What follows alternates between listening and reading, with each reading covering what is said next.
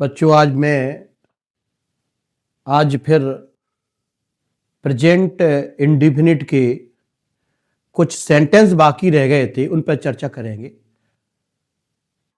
हमने पिछले वीडियो में पढ़ा था प्रेजेंट इंडिफिनिट के सिंपल सेंटेंस के बारे में। आज हम लेंगे प्रेजेंट इंडिफिनिट में नेगेटिव सेंटेंस के बारे में। आज हम पढ़ेंगे नेगेटिव सेंटेंस। उसका सबसे पहले तो हम स्ट्रक्चर लिखेंगे। नेगेटिव सेंटेंस का स्ट्रक्चर लिखेंगे नेगेटिव सेंटेंस। नेगेटिव सेंटेंस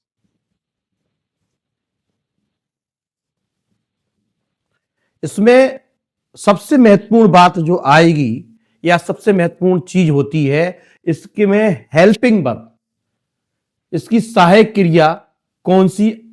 जब हम टेंस बनाते हैं, प्रेजेंट जब हम इसका कंस्ट्रक्शन करते हैं या इसको बनाते हैं, तो इसमें कौन सी हेल्पिंग वर्ब का यूज करेंगे या प्रयोग किया जाएगा, उसके बारे में हम चर्चा कर लेंगे। सबसे पहले हम स्ट्रक्चर लिखेंगे सब्जेक्ट प्लस डू और does plus not plus verb first plus object.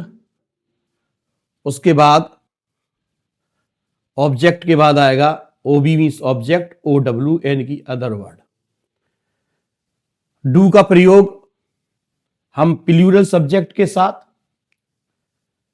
I B you they के साथ, और डज का प्रयोग सिंगुलर सब्जेक्ट के साथ करते हैं।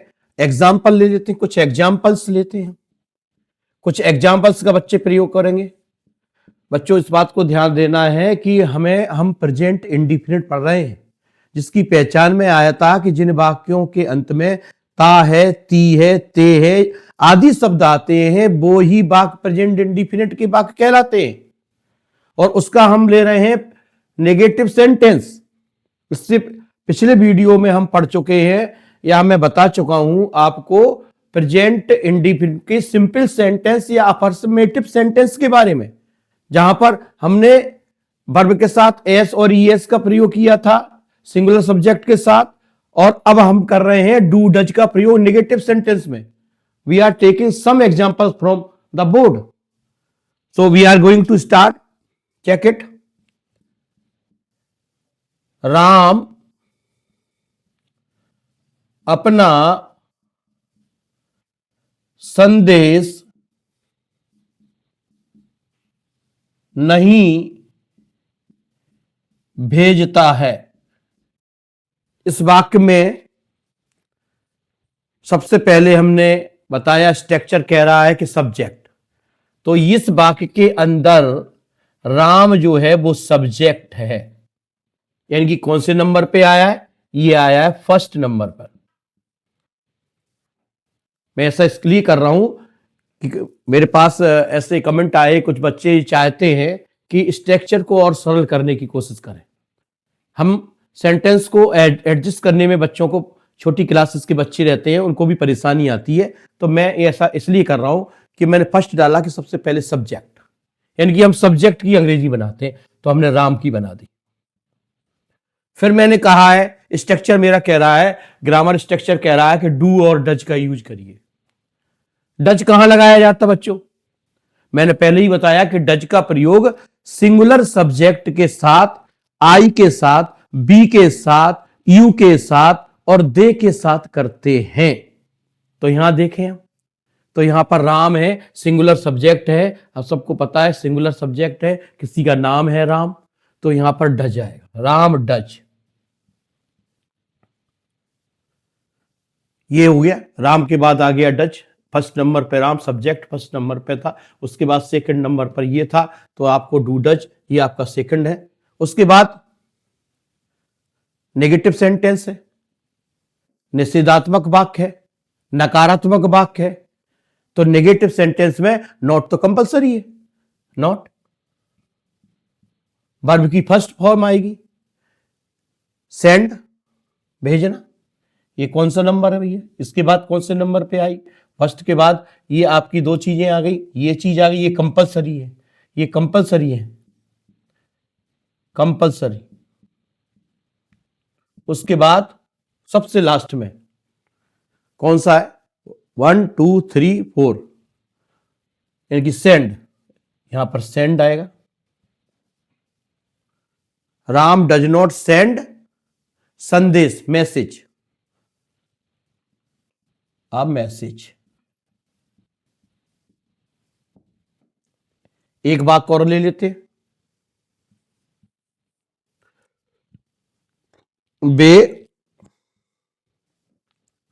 वे कहानियां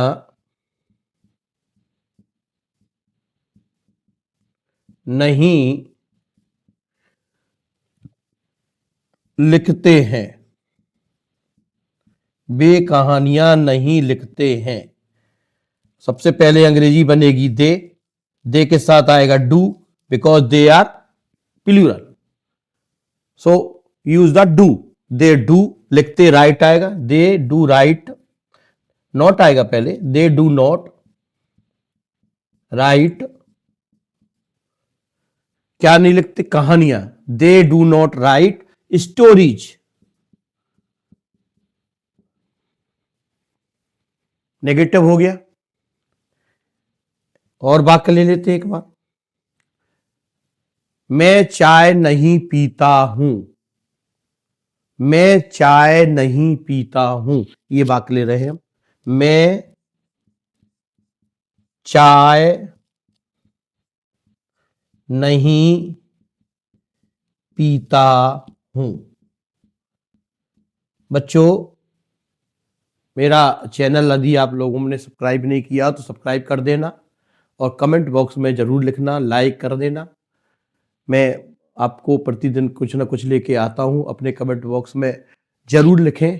कंप्लेंट हो तो कंप्लेंट भी लिखें, ऐसा नहीं है कि आप तारीफ ही लिखें। जो आपके प्रश्न है वो लिखें। आपको कुछ ऐसा सुधार लगता हो, उसमें कुछ सकारात्मकता आप चाहते हो, मेरे से कुछ नया चाहते हो तो उसको लिखें और मैं कोशिश करूंगा अपनी तरफ से।